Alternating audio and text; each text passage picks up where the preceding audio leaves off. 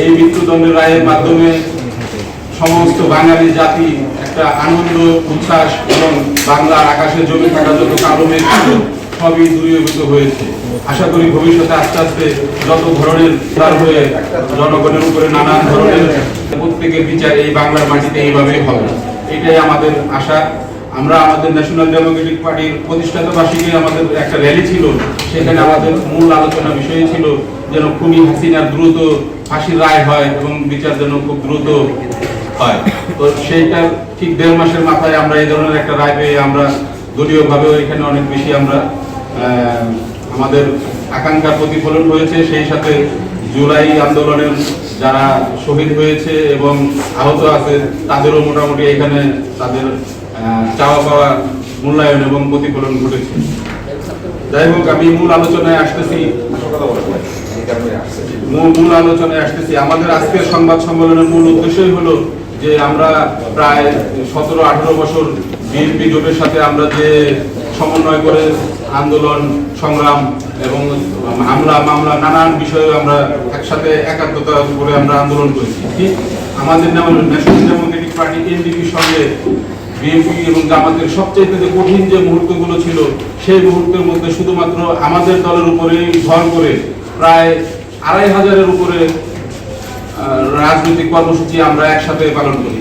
কিন্তু যখন এই নির্বাচনের সময় ঘনিয়ে আসতেছে এবং আপনার নমিনেশনের যে বিষয়গুলো আসতেছে, ঠিক এই সময় দেখা যাচ্ছে যে কালো টাকার প্রভাব হোক বা রাজনৈতিক অন্য কোনো ইচ্ছা হোক অথবা বিএনপি বা জামাতের কিছু ভিন্ন ধরনের কিছু কলা কৌশল হতে পারে অথবা ভারতীয় কোনো নোংরা রাজনীতির শিকার হতে পারে, যে নমিনেশনের ভিতরে অনেক ধরনের আমরা দেখতেছি, মানে ফাঁক ফোকর দেখতেছি। দীর্ঘ রাজনৈতিক পরিক্রমায় আমাদের সাথে যে ধরনের কমিটমেন্ট ছিল, রাজনৈতিক কমিটমেন্ট ছিল, পাশাপাশি যতগুলো নমিনেশন হয়েছে সবচেয়ে একেবারে খুব ভালো হয়েছে সেটাও বলবো না, তবে অনেক সুন্দর একটা নমিনেশনের তালিকা এবার হয়েছে।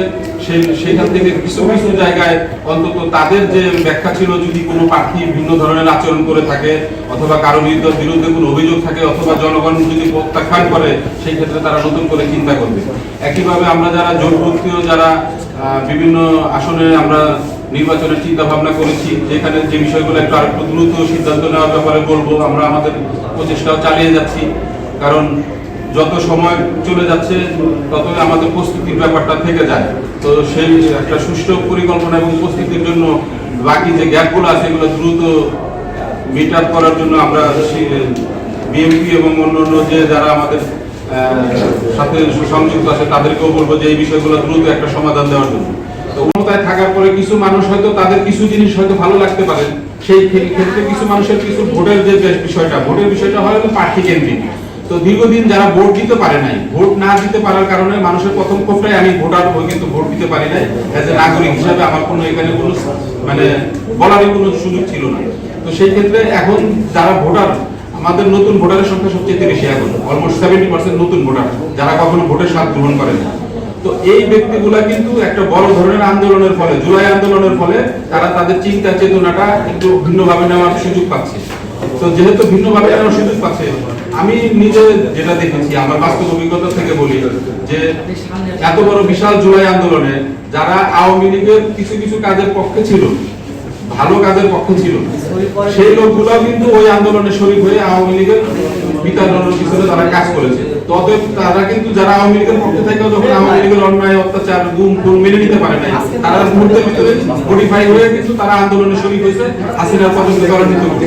তো ভোটের বাজার ঠিক সেরকমই হবে যে একেবারে আমি বাংলাদেশের আওয়ামী লীগের খুবই ঘনিষ্ঠ হয়ে থাকি, বাট আমার এলাকায় যদি ভালো যোগ্য প্রার্থী হয় সেটা বিএনপি হতে পারে, জামাতের হতে পারে, স্বতন্ত্র হতে পারে, সেই ক্ষেত্রে আমি মনে করি যে ভোটারদের যে তার নিজস্ব যে চিন্তা চেতনা সেটা প্রতিফলন এবং প্রভাব সেটা পড়বে।